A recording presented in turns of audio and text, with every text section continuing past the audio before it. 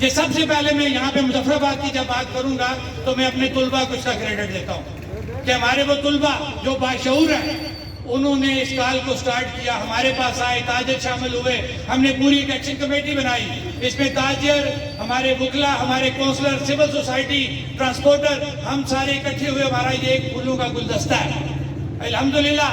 اس کے اندر تمام لوگ بغیر کسی لالچ کے کھڑے ہیں۔ اور میں ایک اور بات آپ کو بتاؤں، میں ہمیشہ یہ بات کہتا ہوں کہ یہی وہ لوگ ہیں، باغیرت لوگ ہیں کہ جنہوں نے ہمیشہ ریاستی وسائل پر اپنا دسترس مانگی، ہمیشہ ریاستی وسائل کو اپنا مانا، اور اس کے ماننے کے لیے سڑکوں پہ مارے بھی کھائی، دھوپ میں بھی بیٹھے، احتجاج میں بھی بیٹھے، دھرنوں میں بھی بیٹھے۔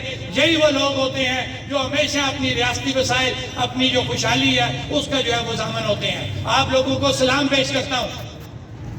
اب میں جا رہا ہوں کہ ہم کیا کال دینے جا رہے ہیں اور کال دینے کی وجہ کیا ہو گئی ہے۔ آپ سب لوگوں کو پتہ ہے اس تحریک کو 8 سے 9 ماہ ہو چکے ہیں۔ ہم نے دھرنے بھی دے دیے، ہم نے احتجاج بھی کر لیے، ہم نے حکومت کے ساتھ مذاکرات بھی کر لیے۔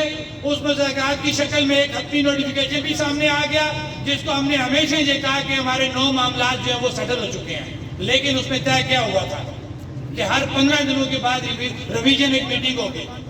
4 مارچ سے پہلے ہمارے تمام معاملات کو انہوں نے سیٹل کرنا تھا۔